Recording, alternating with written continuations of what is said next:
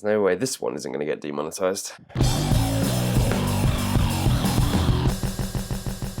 Hi, I'm Oliver, and this is Deep Cuts, a channel dedicated to music for lovers of music. Well, I said I wanted to do it, and here it is. 5 albums to get you into pig fuck. And no, that's not this kind of pig fuck.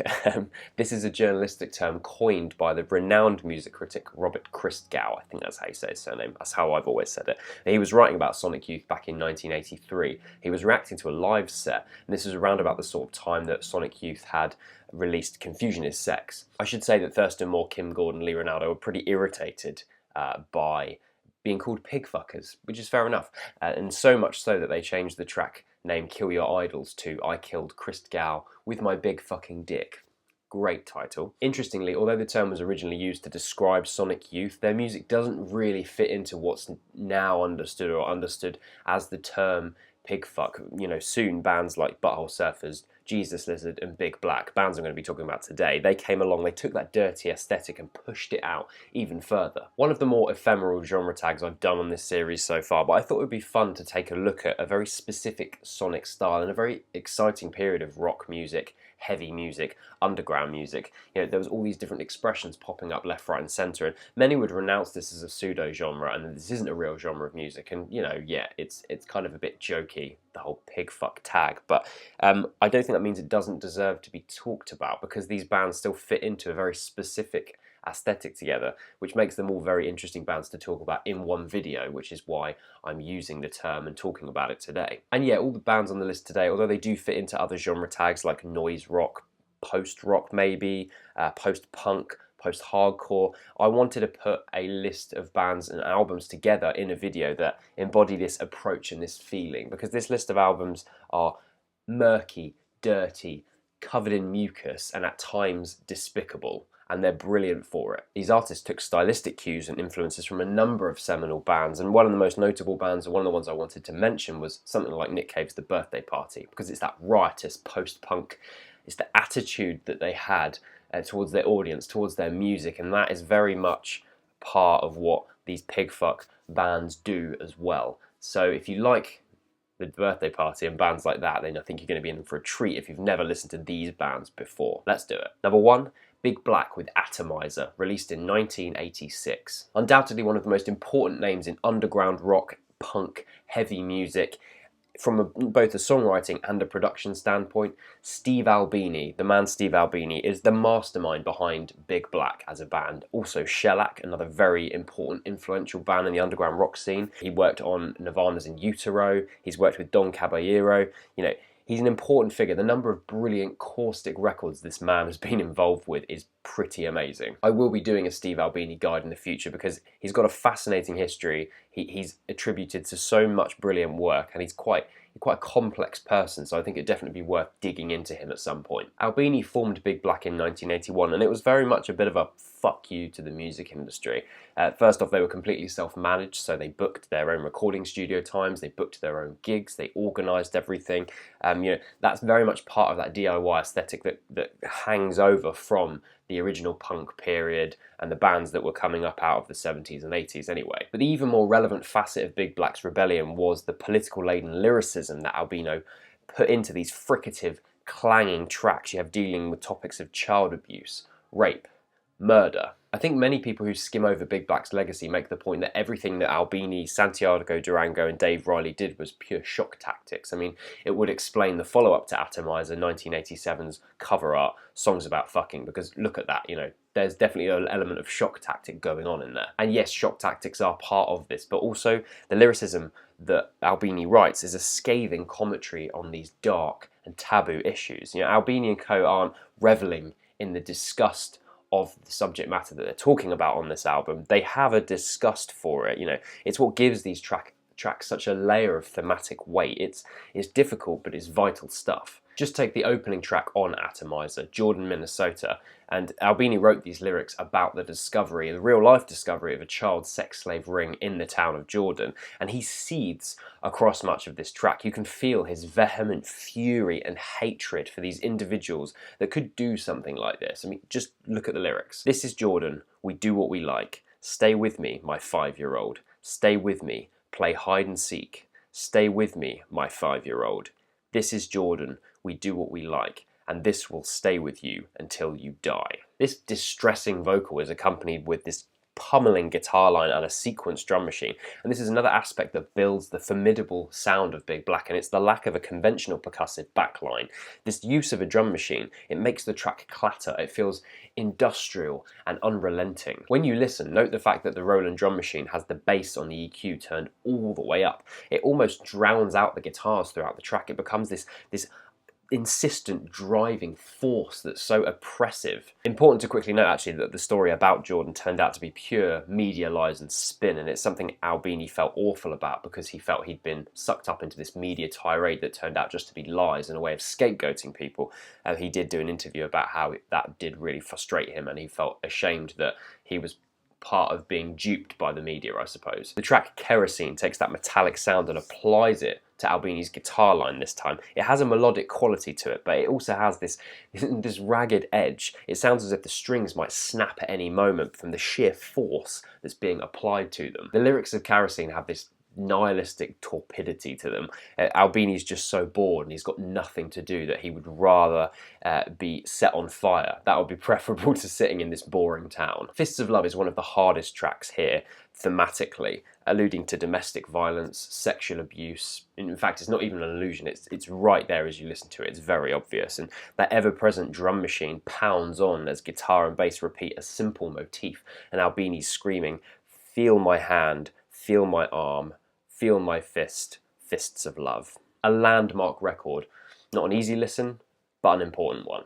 Number 2, Jesus Lizard with Liar, released in 1992. I struggled with which Jesus Lizard record to go with because Goat is an unbelievable record, but in the end I went with Liar, their third LP. Jesus Lizard formed in Austin, Texas in 1987, coincidentally the same year that Big Black released their follow-up to Atomizer, Songs About Fucking, and they also split up that year as well. There are a few subtle differences to Jesus Lizard and Big Black, but one thing both bands have sonically is palpable fury, explosive anger permeating every single track. It is like the sonic equivalent of being punched in the face. Though I would say on Liar, Jesus Lizard take that frenzy even further, because moments of Atomizer are a little more restrained, and I suppose some of that comes from the use of the drum machine that keeps a rigidity applied throughout the songs. Not here though, because Mac McNeely's drum style is a force of nature. It's rough and it's torn. It sits perfectly alongside Dwayne Dennison and David Sims' guitar work. As with Big Black though, much of the power and individuality of this band comes from the vocalist, and the vocalist of Jesus Lizard is a guy called David Yao. He possesses this vocal style that mixes squealing, chanting, venomous spitting, occasionally a talky style. Not afraid to soar dissonantly across a track just like he does on Slave Ship. Yao was also in the brilliant Scratch Acid, which is another band worth checking out underneath this Pigfuck label. Oh, and also, who engineered/produced this record alongside most of Jesus Lizard's other records? Our guy Steve Albini. What the Jesus Lizard had that Big Black didn't was this swaggering, at times bluesy presence to their sound, because they could go hard and make this abrasive maelstrom, but also there was this groove to much of their music.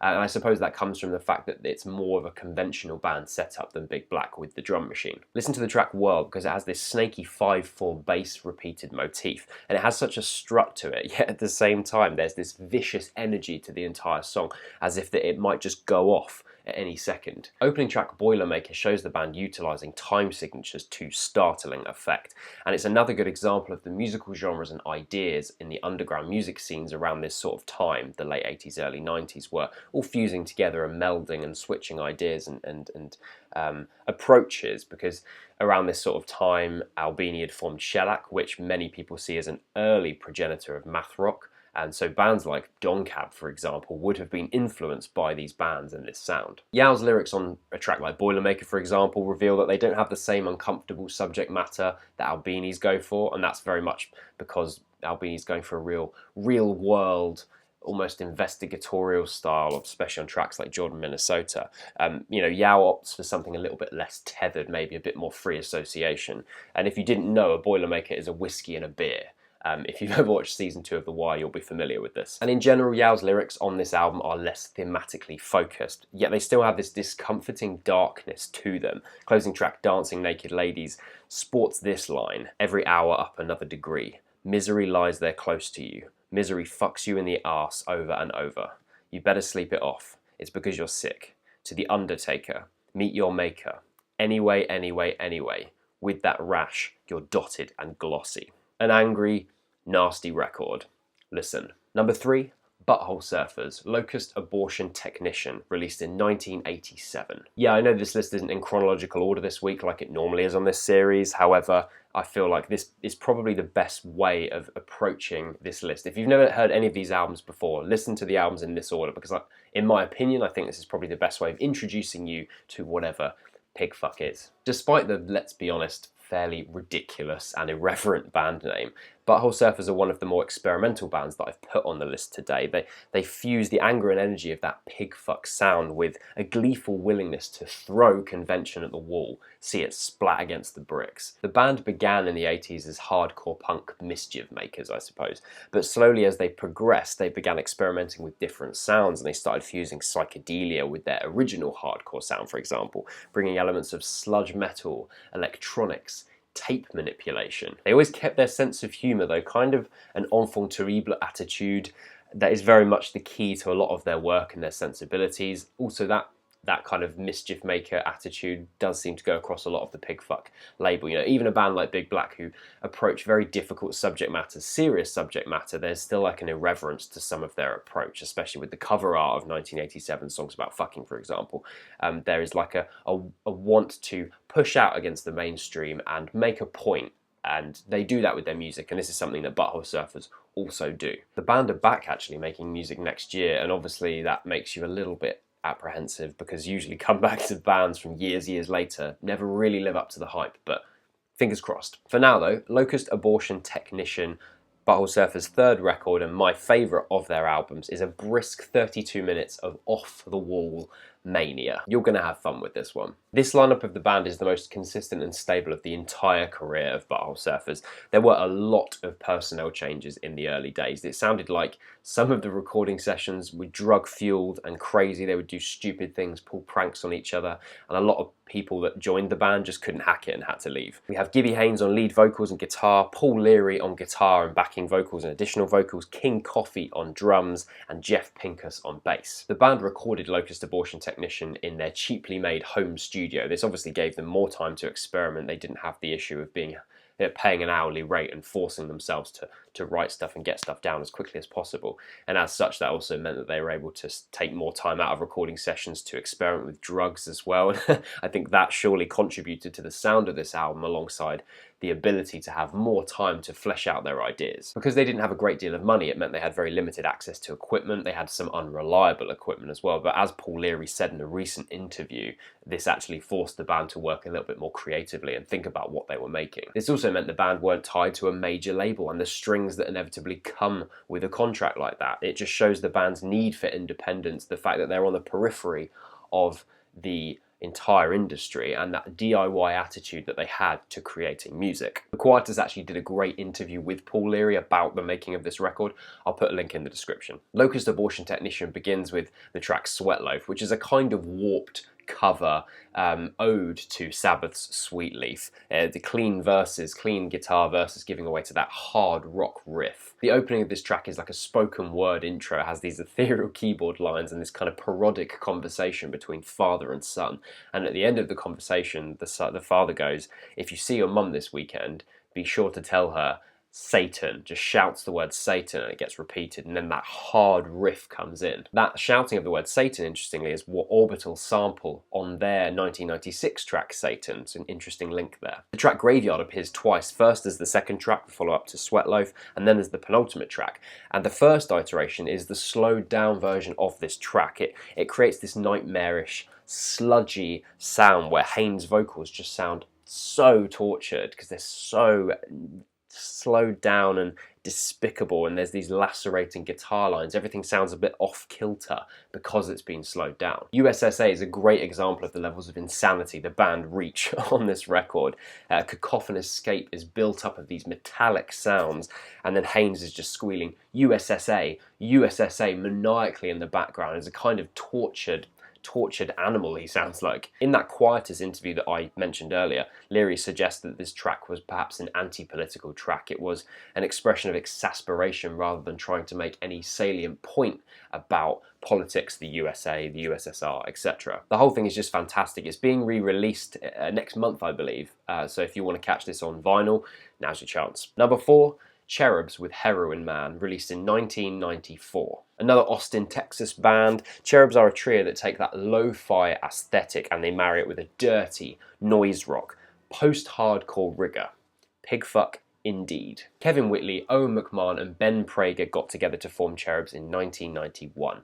And in 1992, they signed with Butthole surfer drummer King Coffey's own personal label, Trance Syndicate. Their debut Icing is a record that, while has some good moments, it pales in comparison to Heroin Man, which is the band's crowning achievement. The most unrefined and indignant of all the records I've talked about so far, Cherubs throw everything into these tracks. They thrash and smash the instruments to create this noisy din. The turbulence of the opening track, Stag Party, for example, that turbulence is carried throughout the entire album. The album is actually loosely an ode to one of the band's friends who died of a heroin overdose, and so a veil of sadness and darkness sort of permeates the entire album. And what makes the concept even more uncomfortable, of course, is the cover art of a person laying down face first in a bathtub full of water. You know, someone who's just OD'd. He is the Heroin Man.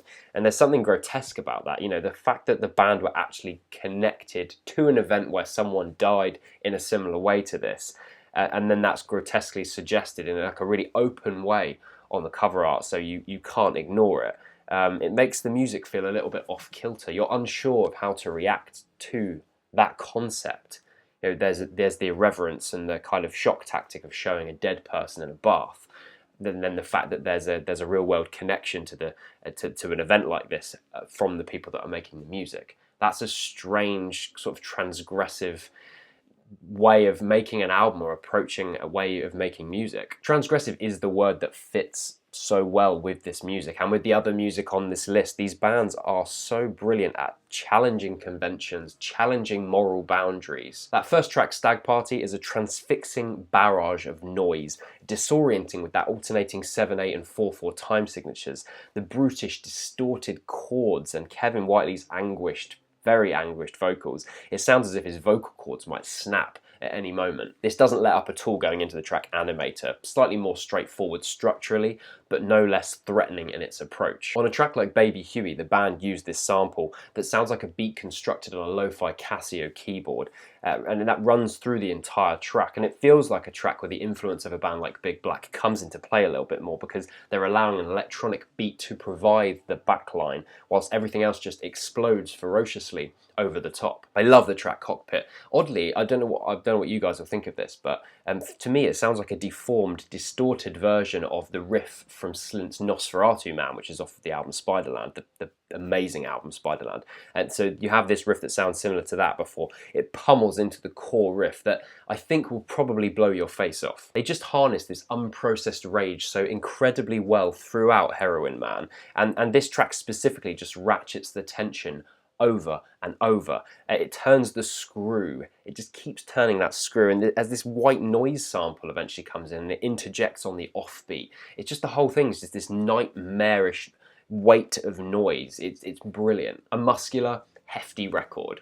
Go get your face blown off. Number 5, Cows, Cunning Stunts, released in 1992. Another brilliant album title here. Of course, it is a spoonerism. If you don't know what a spoonerism is, please go and look it up, because I think I've sworn too many times so far in this video already. Cows were a Minneapolis-based band that formed in 1987, and they split in 1998. And they were known for being batshit crazy, both in the studio and on stage. At shows, they would throw themselves at the crowd, throw food into the crowd, spit at each other, break their instruments, ruin equipment on stage, really embodying that punk aesthetic to a T. If you look at the titles of the other records that Cows released, you can see that there's a level of irreverent humour similar to that of the Butthole Surfers, with records called Daddy Has a Tail, Peace Ticker, spelt as if it's like swastika, and Sexy Pea Story.